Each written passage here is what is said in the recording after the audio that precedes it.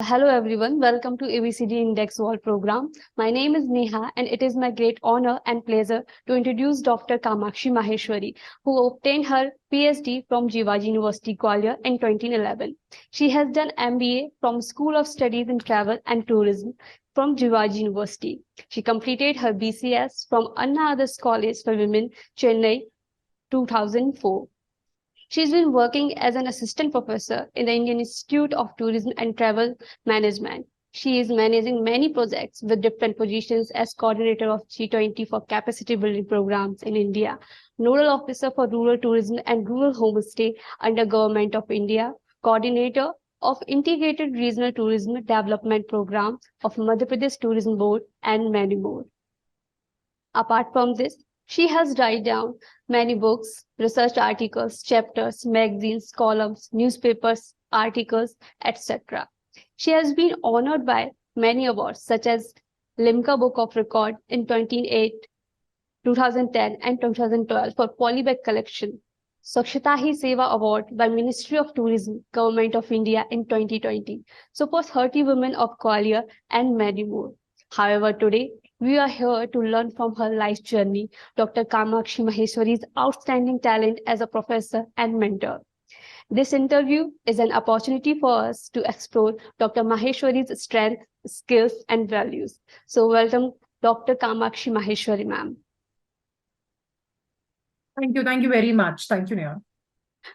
So, ma'am, shall we start our journey from your family with a permission? Yes. So going back to my family information, see, I was I was a single girl, daughter, though I had a sibling as my elder brother, but my family did not had a girl child since long years. So I was a pampered kid. And being the only girl in a boy's family, so I was a tomboyish. So I mean, I really can't imagine how I am today and how I was then. So my family, I had my father as my mentor. I lost him very recently. And I have mother, I have my brother, sister-in-law, my nephew, one loving husband, and a very naughty child of 8 years, a notorious kid of 8 years. So, I mean, another long list of family members. But yes, I spent my life with my husband and with a notorious child of 8 years. Oh, wow, that's great. You have a great family background. So, ma'am, how was you as a child? Notorious. The first word, if you ask anybody, of course this will come out. But as a child, I had always perceived one thing, which was determination. I could see that what I am today, it's because of that determination which has been I have been followed since childhood. Maybe that time the determination was for toys, or might be for the objects, might be for the utility items, and then later on moved to friendships, to studying in different colleges, moving from Madhya Pradesh to Tamil Nadu for education. So it's being I call myself as a child of determination, and that is still with me. I mean, it's whatever I have learned during my childhood, it's what I am today. That's great, ma'am. And does your parents pressurize you for studies and some other things as you travel along? I think so. No, I have been a child with a free will.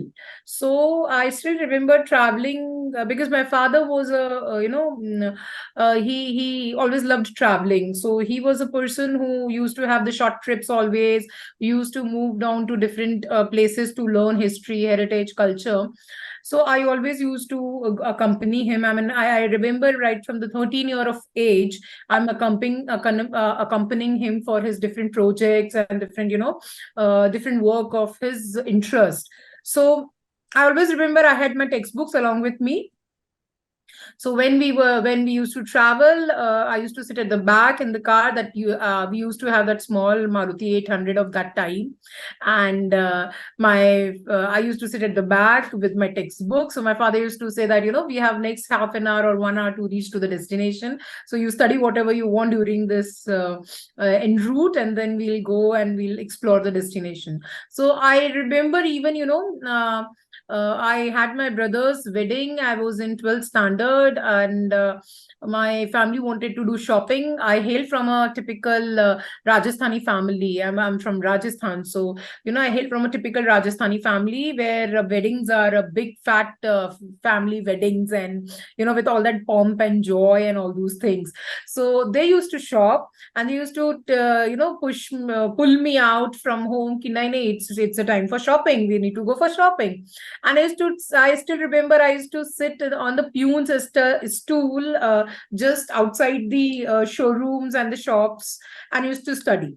So I still remember my 12th had gone like that. I was in I was a person who always loved studies, so never pressurized at all. Oh, that's great, ma'am. So, ma'am, I think it's inbuilt in you because you incline toward this sector. It's a family and your background that led you towards this industry, I That's think. very true. That's very true. People generally call us the family of heritage.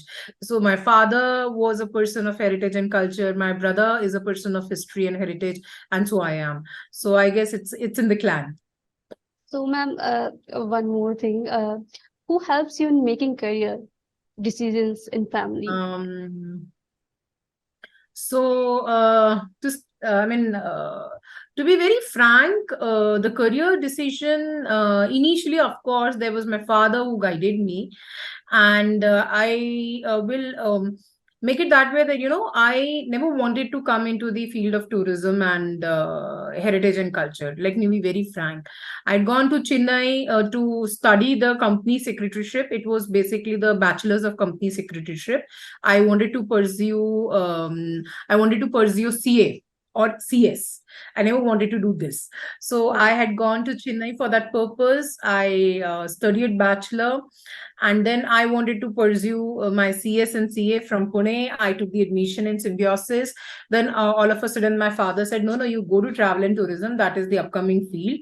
And, next down the lane, 20 years, it's going to boom, and you'll earn more than being a CA. And it's going to, you love traveling, you love going out, so it's a perfect field for you.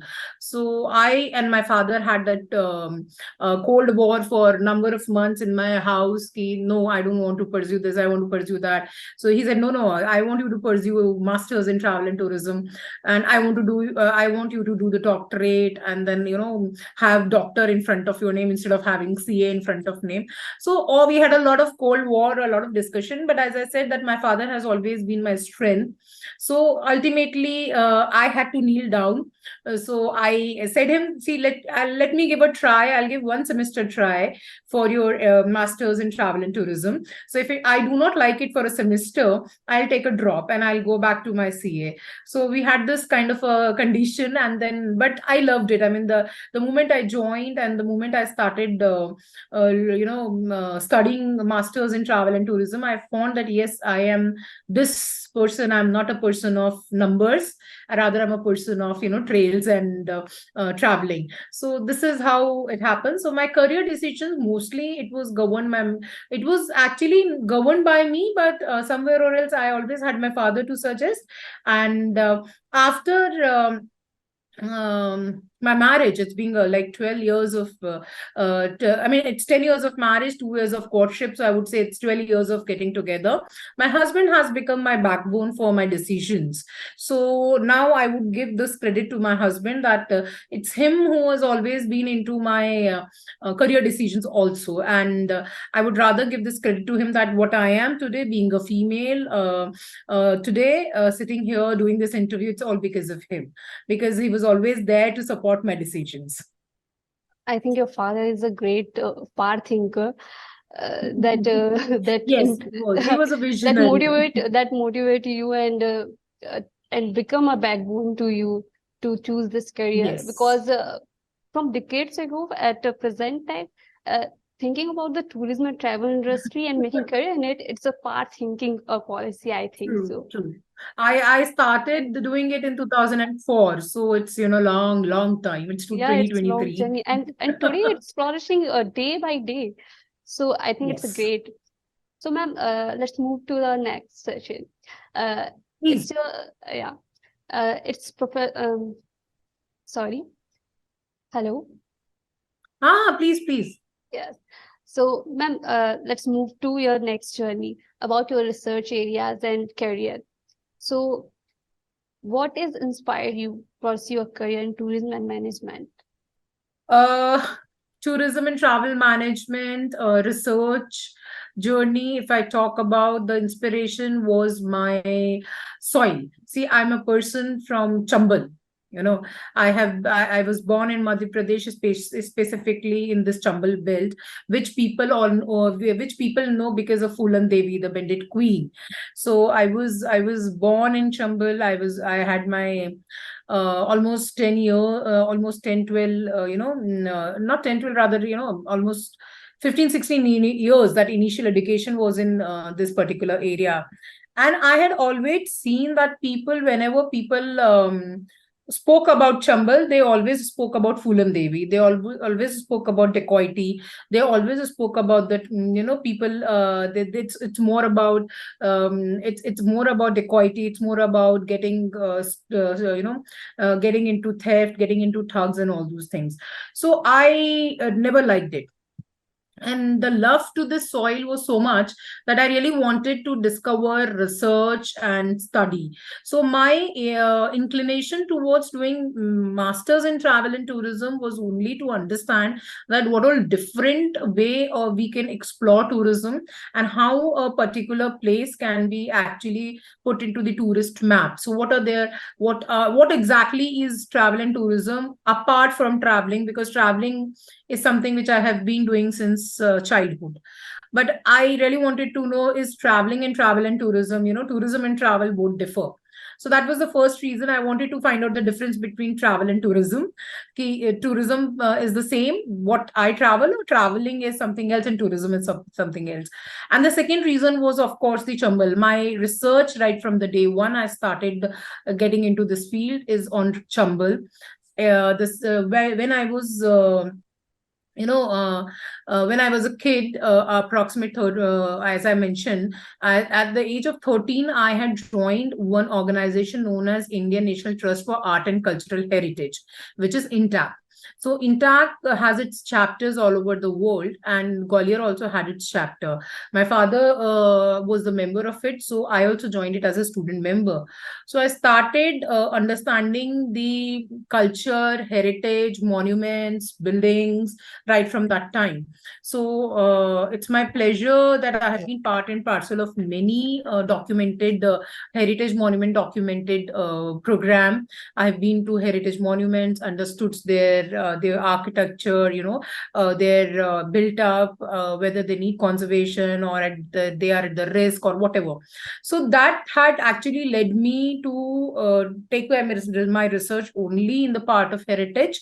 I had this love to Chambal. I wanted to give a different face of Chambal. So my career research started as Chambal, heritage, culture. These were the three keywords with which I started my research. So this is how it started. You also write book about it, right? I have Yes, read that is the yes, I have written a book on this, and that book is an attempt to change the face of Chambal from from dacoity to tourism. So this is what I wanted to do from that. I think it would be great if it would be turn out like that.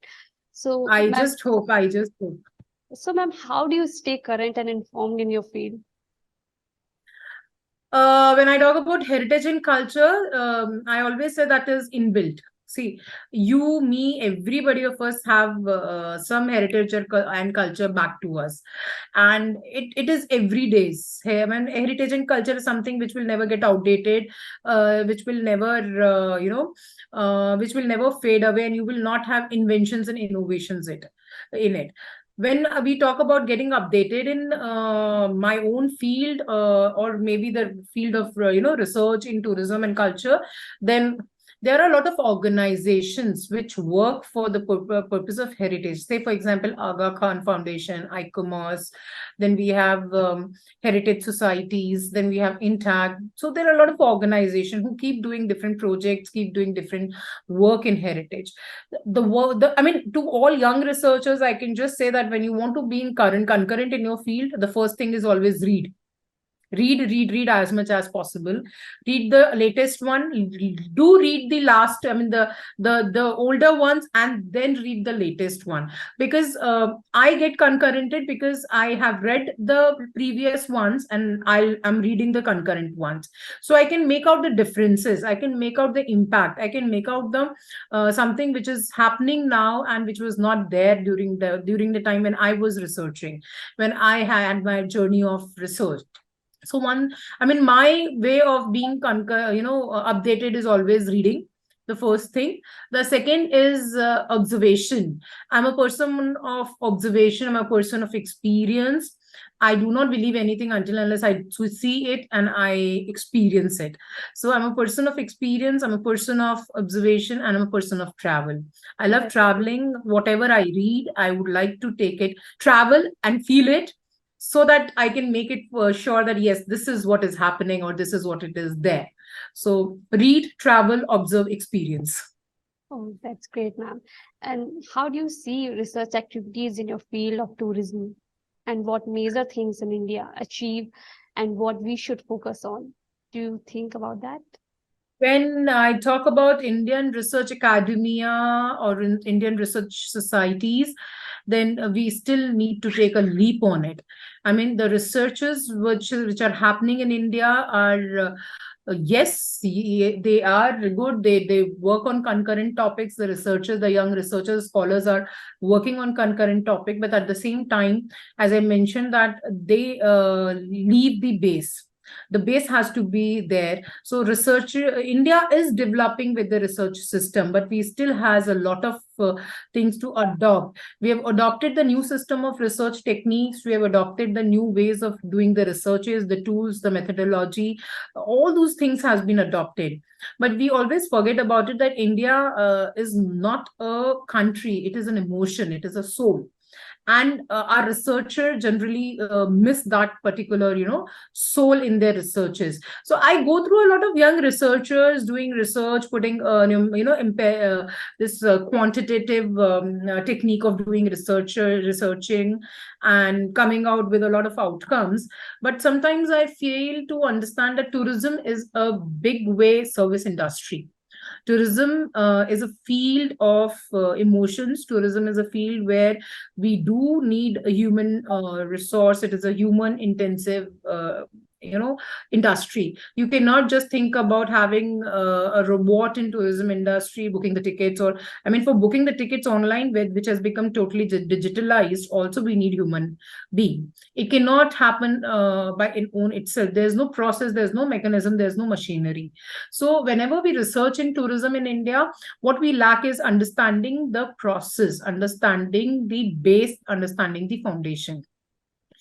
What is more important for the young researcher is, I recently had, I was a part of a consultation, and there was a young researcher, I should not quote where, how and all, but the researcher was from a very reputed institute.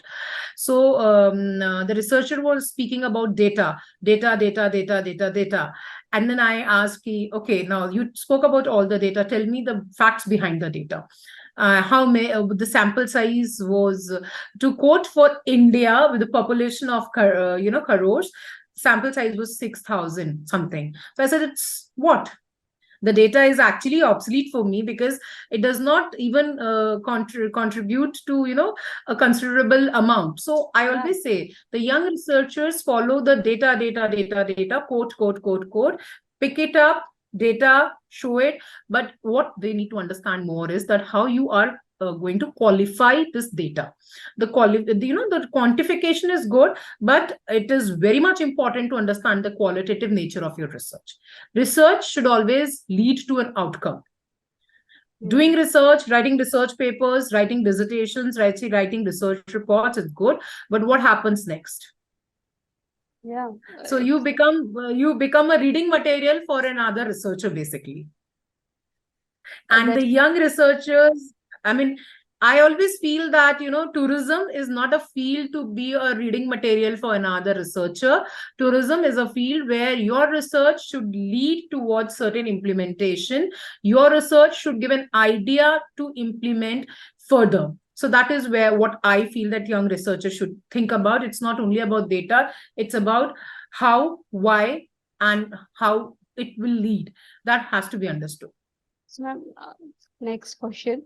How do you see your career developing in next 10 years?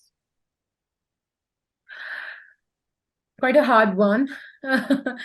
See, developing next 10 years, I see myself writing in tourism, of course.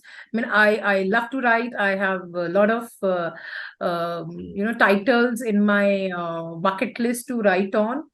And so the first thing, of course, I see next 10 years, at least there should be, another 4-5 books published on tourism, on heritage and tourism, basically my area, the first thing. Second thing, if I talk about 10 years from now, then I always see myself implementing what I preach, what I practiced, and what I read or what I write. So as I mentioned that I wrote a book on Chambal to change the face from dacoity to tourism. So I look forward that down the lane, 10 years later, I should be the one who is part and parcel of this implementation. So I see myself 10 years ahead writing about tourism, traveling a lot. I have bucket list, a lot of places to travel. So traveling a lot, I want myself to be a vivid traveler. I mean, I just wanted to pack my bags and go to different places to travel. And of course, the third is more and more research in tourism to understand that how tourism is going to impact the society, and specifically Indian society. Okay, ma'am. It's at present time, we are hearing about G20 summits, and you have field responsibilities too. So G20 summit is an international event. What all responsibility and work and your team do as this help to more about the background sport? As far as G20 summit and my responsibilities are concerned, I was given the responsibility to be the coordinator for the capacity building program of the tourism workforce in our country, where on all those 55 destinations where G20 summit is happening. So we have been training, and we will be training. Till this October, because November is the last G20. So till the month of October, we will be training approximately 55,000 human resource working in tourism, directly or indirectly. Can be the taxi driver, can be the hoteliers, can be the hotel staff, can be the the guides, can be the women working in the self-help groups. So different, direct as well as indirect, both form of human resource would be trained to handle the guests who are coming from different countries in our country to attend this G20 summit. So the training involves the communication, it involves the guest handling, it also involves the linguistic training. We are also training them with the basic, basic greetings used in travel and tourism in different languages. So the training is more about that. How do you interact with them? What are the interpersonal skills you need to have? And I am coordinating for all these 55 destinations. I'm the one who's responsible to coordinate who will go for the training, and who will be trained, what would be the course content, how this will happen. And after that, I'm reporting to the Government of India that this is what has happened, the training has happened. So my role is more crucial here, and I'm quite I feel quite pride in doing it, because of this particular G20 presidency in India, we are able to train the direct as well as indirect human resource working in travel industry. And especially those indirect resource, they never had this opportunity to get trained, have a certificate, and also have a badge saying that I am a, I'm a responsible tourism service provider. So they never had this opportunity. So for that reason, I feel really, I feel that honored that yes, I've got this responsibility to train the human resource in the country for G20 presidency. That's great, ma'am. I think it's great things comes with great responsibilities, and this is one of that. So, Yes. yeah. So, ma'am, tell me more about your Limca book record, because you have got 3 times, I think, in 2008 and Yes. 10 and 12. So, tell us more about that. Limca came in the way because of a social responsibility which I felt that I need to give back to the society. When polythene use of polythene was banned in our country, I read it in the newspaper, and all of a sudden I felt that I'm also a responsible citizen of this country, so I should also follow this. So I stopped using them. I stopped using polythene and plastic bags, and I started keeping them in my cupboard. And the passion went so on that anybody coming to my home with the polythene, I used to take it up, I used to keep it again in my cupboard. I stopped my parents, my family members, my building walas, everybody. I used to tell them, take the kapda ka bag from me. I used to get these old kapda bag, those cloth bag, get stitched and giving it away to the people who are coming to me and giving their plastic bags. So I took it as a pure social responsibility. And one fine day, after 2 years of this habit, I found that I have huge collection of polythene bag. People right from the other countries whom I know also started sending me the polythene bags within this idea that yes, we are also following you. So this is how it led to a responsibility. My first Limca book was from my collection, but then I thought it's not about this, I should start working a little more. So I started doing the campaign called Say No to Polythene Bag. I started it with the schools, with the colleges, with the societies, and we had a network of around more than 16,000 people join in the campaign. So this is how Limca book again honored me.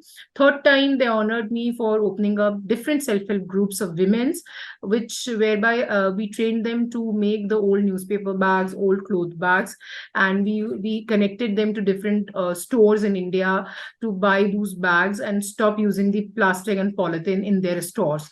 So the third was this. So this is how Limca gave me. This is this is purely out of the social responsibility I started, but now that had gone into my nerves, so I still follow it, and I still keep it telling, even for you also, I'll say, be responsible, do not use polythene and plastic. So I keep following it. Yeah, I'll sure do it. And ma'am, it's a great initiative by you, because we, as a people of India or the world, and as a people of Earth, we should took this initiative to protect our nature Earth, and this is a great True. thing. True. In fact, I'll tell you, during that time, I was hardly earning. So, whatever I used to earn, the half of my earnings used to go to my campaigns. So, a lot of time, my parents and my family, my friends used to say, Ki, what are you doing? What are you like? You're wasting your money. What are you doing? तुम्हारे कहने से दुनिया बदल जाएगी क्या? So, I used to say कि मेरे कहने से दुनिया नहीं बदलेगी, but मेरे कहने से शायद अगर 4 लोग भी बदलेंगे, तो that will make difference in दुनिया. So, I heard a lot of things when I was doing this. I was known as Kabada Wali, as I was known as Plastic Wali Bai, a lot of things. But at the same time, media supported me. People who used to write about this environment issues supported me. They wrote about me. They highlighted my work. And that has inspired many young kids and young individuals to join this campaign. So yes, we should be responsible enough to showcase that care to our mother nature. That's great. So, ma'am, let's change the gear now, and let's move to our next Yes. topic. And it's a two choices question. So, shall we start? Okay. Please. Yes. So, ma'am, do you prefer teaching large or small classes? Small. Okay. Would you rather teach online or in person? In person. Okay. Would you rather teach undergraduate or graduate students? I mean, my choice would be third, both, but undergraduates, because they are the foundation. So undergraduate. So would you rather have a strict syllabus or flexible curriculum? Flexible curriculum. Okay, so do you prefer to give take-home exams or in-class exams? Take home. Okay. Do you prefer to grade on or curve or a fixed scale?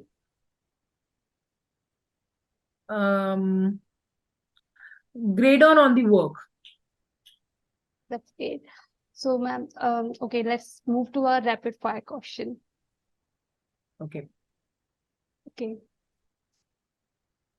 So, what word do you hate hearing? Sorry, what? What I word? hate hearing. Yeah. Impossible. Okay, what is your favorite food? The local cuisine. I mean, if I really want to say, then it is the dal bati churma. I hail from Rajasthan, as I said. So the local cuisine, basically. Okay, so what is your favorite movie genre? Movie. Do you love movie? I mean, Do you like to watch movies or something like that? I do watch. But I really do not have any favorite movie. So you can change the question. I mean, I don't. Stupidest dare you have ever been done? Stupidest thing I have ever been done.